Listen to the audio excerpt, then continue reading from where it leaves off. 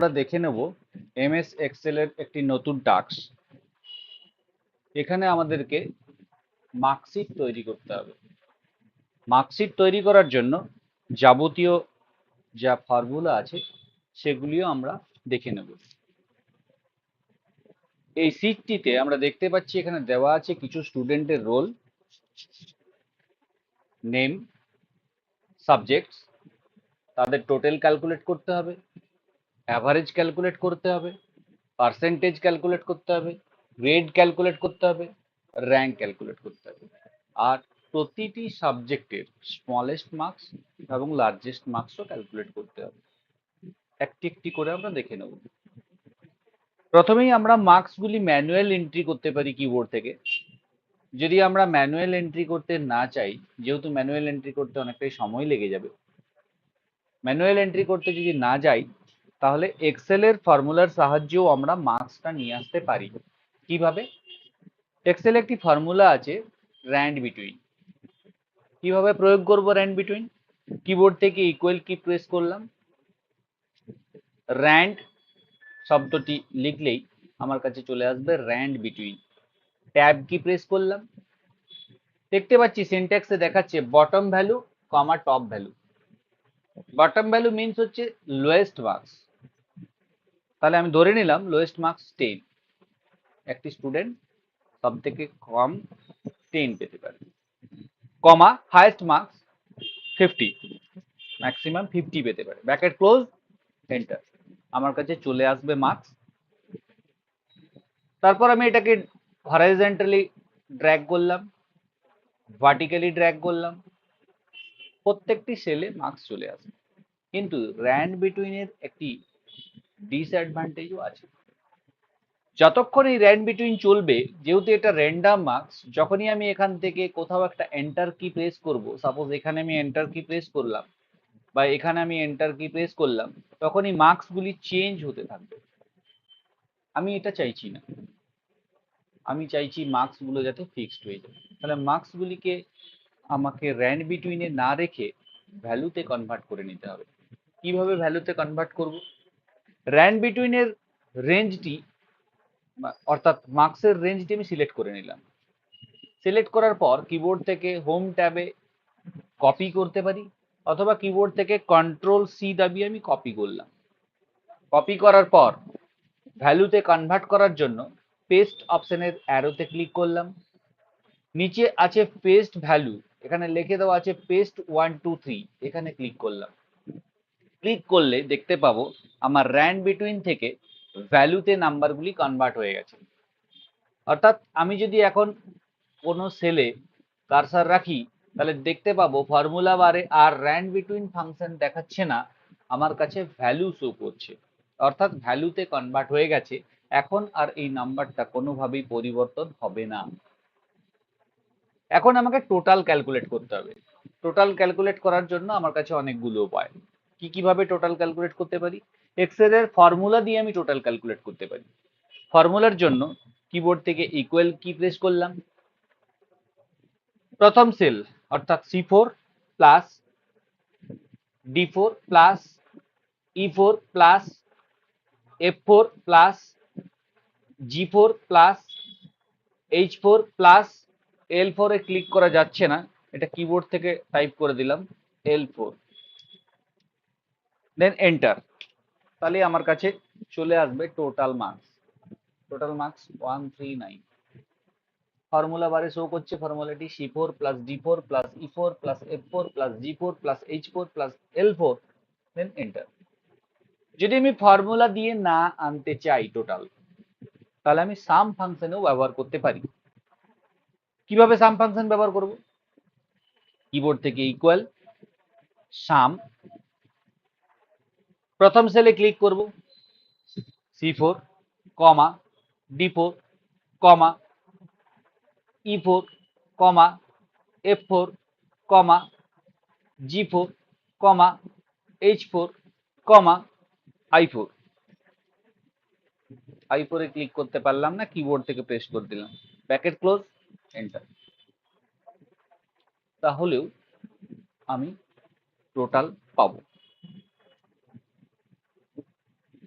আমি যদি সাম ফাংশনটিকে আরেকটু সংক্ষিপ্ত করতে চাই তাহলে ইকুয়াল কিউ প্রেস করব, সাম প্রথম সেলে ক্লিক করলাম, কোলন লাস্ট সেলে ক্লিক করব। লাস্ট সেলে যেহেতু ক্লিক করতে পারছি না, তাহলে কিবোর্ড থেকে এখানে দিয়ে দেবো I4। I4 আমার শেষ সেল, ব্র্যাকেট ক্লোজ, এন্টার। তাহলেও আমার কাছে সাম আসবে। এছাড়াও আমি অটো সামের সাহায্য নিয়েও সামটা করতে পারবো। অটো সামের জন্য কি করব না, অটো সামের জন্য আমরা পুরো রেঞ্জটা সিলেক্ট করব, হোম ট্যাব, হোম ট্যাব থেকে অটো সাম, অটো সাম থেকে সামে ক্লিক করব। তাহলেও যেটি পাবো সেটি হয়ে গেল আমার টোটাল। বাকি স্টুডেন্টের টোটালটি পাওয়ার জন্য আমি রেজাল্টটিকে ড্র্যাগ করে দেব, তাহলে আমার টোটাল চলে এলো। এরপর আমি ক্যালকুলেট করব অ্যাভারেজ। অ্যাভারেজ ক্যালকুলেট করার জন্য অ্যাভারেজের সেলে কার্সার রাখলাম, কিবোর্ড থেকে ইকুয়াল কিউ প্রেস করলাম, অবটেন মার্কস অর্থাৎ প্রাপ্ত নম্বরের সেলে ক্লিক করলাম, J4 divide by number of subject. আমার এখানে নাম্বার অফ সাবজেক্ট হচ্ছে 7টি, 7, তাহলে 7 দিলাম, দেন এন্টার। দেখতে পাচ্ছি আমার কাছে যে অ্যাভারেজটি এসছে সেটি দশমিকের পর অনেকগুলি স্থান চলে এসছে, অর্থাৎ ডেসিম্যাল ভ্যালু অনেক বেশি চলে এসছে। আমি দশমিক ভ্যালু দুটি মাত্র চাইছি, অর্থাৎ 2 ডেসিমাল প্লেসের বেশি চাইছি না। তাহলে এক্সেলের রাউন্ড ফাংশনের সাহায্য নিয়ে আমি এই ডেসিমাল প্লেসটাকে 2 ডেসিমাল প্লেসে কনভার্ট করতে পারবো। কিভাবে? নির্দিষ্ট ফর্মুলাটির ফর্মুলা বারে শো করছে, ইকুয়াল সিম্বলের পর আমি রাউন্ড ফাংশন লিখলাম, কিবোর্ড থেকে লিখলাম রাউন্ড, তারপর ট্যাব কি প্রেস করলাম। তারপর আমার অ্যাভারেজের জন্য নির্দিষ্ট যে ফর্মুলাটি ছিল সেটি থাকবে, J4/7, শেষে গিয়ে কমা দেব। কত ডেসিমেল প্লেস পর্যন্ত আমি চাইছি তার জন্য আমি 2 দেব, কারণ আমি 2 ডেসিমেল প্লেস পর্যন্ত চাইছি, দশমিকের পর 2 দশমিক স্থান পর্যন্ত চাইছি। দেন ব্র্যাকেট ক্লোজ করব, দেন এন্টার কি প্রেস করব। দেখতে পাবো আমার রেজাল্টের যে রেজাল্টটি এসছে সেটি 2 ডেসিমেল প্লেসে কনভার্ট হয়ে গেছে। ড্র্যাগ করে নিচের দিকে নামিয়ে দেবো, বাকি রেজাল্টগুলি অটোমেটিক্যালি ক্যালকুলেট হয়ে যাবে। এরপর আমি পার্সেন্টেজ ক্যালকুলেট করব। পার্সেন্টেজ ক্যালকুলেট করার জন্য কিবোর্ড থেকে ইকুয়াল কি প্রেস করব, অবটেন মার্কস প্রাপ্ত নম্বরের সেলে ক্লিক করব, J4 বাই ফুল মার্কস, মোট নাম্বার কত দেওয়াই আছে এখানে, টোটাল মার্কস হচ্ছে 350, তাহলে 350 দেব, অ্যাস্ট্রিক সিম্বল দেব, 100 দেব, অর্থাৎ into 100, then enter key press করব। তাহলে আমার কাছে চলে আসবে পার্সেন্টেজ। পার্সেন্টেজের ফর্মুলাটি এটি ছাড়াও আরেকটি ফর্মুলা আমরা ব্যবহার করতে পারবো, সেটি হলো কিবোর্ড থেকে ইকুয়াল কি প্রেস করব, প্রাপ্ত নম্বর অবটেন মার্কসের সেলে ক্লিক করব, ডিভাইড বাই ফুল মার্কস 350 দেব, তারপর কিবোর্ড থেকে পার্সেন্টেজ সিম্বল দেব। তাহলে ফর্মুলাটি দাঁড়ালো J4/350 পার্সেন্টেজ সিম্বল, তারপর এন্টার কি প্রেস করব। তাহলেও আমরা পার্সেন্টেজ পাবো। পার্সেন্টেজের ক্ষেত্রেও আমরা দেখতে পাচ্ছি যে দশমিকের পরে অনেকগুলি স্থান চলে আসছে। এখানেও আমরা 2 ডেসিমাল প্লেস, দুটো স্থানের বেশি চাইছি না। তাহলে এই ফর্মুলাটিকেও আমরা রাউন্ড এর সাহায্য নিয়ে আমরা 2 দশমিক স্থানে রূপান্তর করতে পারবো। তাহলে ইকুয়ালের পর আমরা ফর্মুলা বারে গিয়ে ইকুয়ালের পর রাউন্ড লিখলাম, ফর্মুলাটি যেমন আছে থাকবে, J4/350 পার্সেন্টেজ সিম্বল, শেষে গিয়ে কমা দেব, তারপর 2 প্রেস করব কারণ 2 দশমিক স্থান পর্যন্ত চাইছি, ব্র্যাকেট ক্লোজ করব, এন্টার কি প্রেস করব। এন্টার কি প্রেস করার পর দেখব যে 2 ডেসিমাল প্লেসে আমার পার্সেন্টেজটি কনভার্ট হয়ে গেছে। তারপর ড্র্যাগ করে নিচের দিকে নামিয়ে দেব, তাহলে বাকি স্টুডেন্টের পার্সেন্টেজ ক্যালকুলেট হয়ে গেছে। এরপর আমি গ্রেড ক্যালকুলেট করব। গ্রেড ক্যালকুলেট করার জন্য আমার কাছে দুটি উপায়। অনেকগুলি উপায় আছে, তার মধ্যে আমি দুটি উপায় দেখব। একটি হচ্ছে ইফ ফাংশনের সাহায্য নিয়ে, আর একটি হচ্ছে লুক আপ ফাংশনের সাহায্য নিয়ে। ইফ ফাংশন দিয়ে করার জন্য আমরা গ্রেডের সেলে কার্সার রাখলাম, equal to if first bracket start then logical test. Logical টেস্টের জন্য আমার পাশের যে টেবিল আছে সেই টেবিল থেকে আমাকে লজিক্যাল টেস্ট দেখতে পাচ্ছি, প্রথমেই দেওয়া আছে 75% অ্যান্ড অ্যাবাভ, অর্থাৎ পার্সেন্টেজ 75% অ্যান্ড অ্যাবাভ হলে গ্রেড হবে এ প্লাস। পার্সেন্টেজ সেল তাহলে আমার কোথায় আছে? আমার এখানে পার্সেন্টেজ সেল আছে L4 এ। তাহলে পার্সেন্টেজ সেলে ক্লিক করলাম, L4 এলো, গ্রেটার দেন ইকুয়াল টু দিলাম, কারণ এখানে বলে দেওয়া আছে 75% অ্যান্ড অ্যাবাভ, তাহলে গ্রেটার দেন ইকুয়াল টু 75, এটা আমার লজিক্যাল টেস্ট, কমা ট্রু স্টেটমেন্টে আসবে এ প্লাস, তাহলে এ প্লাস দিলাম, ডাবল কোট শেষ, কমা ফলস ভ্যালু। ফলস ভ্যালু এখনই আমি বলতে পারবো না, কারণ আমার কাছে এখনো অনেকগুলি গ্রেড আছে। সেই গ্রেডগুলির জন্য আমি আবার ইফ দিলাম, ফার্স্ট ব্র্যাকেট স্টার্ট করলাম, L4 greater than equal to 60, comma double quotes এর মধ্যে এ, কমা ফলস ভ্যালু আবার বলতে পারবো না, তাহলে আবার ইফ শুরু, আবার L4 greater than equal to 50, comma grade হবে বি, কমা আবার ইফ শুরু, আবার L4 greater than equal to 40, comma grade হবে সি, কমা আর একটি গ্রেড পড়ে আছে ডি, তাহলে তার জন্য ফলস ভ্যালু একটি যেহেতু আছে, আর আমার কন্ডিশন কন্টিনিউ করার দরকার নেই, আমি ফলস ভ্যালুটি বসিয়ে দেবো ডাবল কোটসের মধ্যে ডি। কটি ব্র্যাকেট শুরু করেছিলাম, যটি ইফ শুরু করেছিলাম তটি ব্র্যাকেট ক্লোজ হয়নি, একটি, দুটি, তিনটি, চারটি, তাহলে চারটি ব্র্যাকেট ক্লোজ হবে, চারটি ব্র্যাকেট ক্লোজ করলাম, এন্টার কি প্রেস করলাম, আমার কাছে গ্রেড চলে আসবে, ড্র্যাগ করে দেবো, বাকি গ্রেডগুলি ক্যালকুলেট হয়ে যাবে। আমি বাকি গ্রেডগুলি ছাড়াও লুকআপ ফাংশনের সাহায্য নিয়ে যদি আমি গ্রেডটা ক্যালকুলেট করতে চাইতাম বা করতাম, তাহলে কিভাবে করতাম?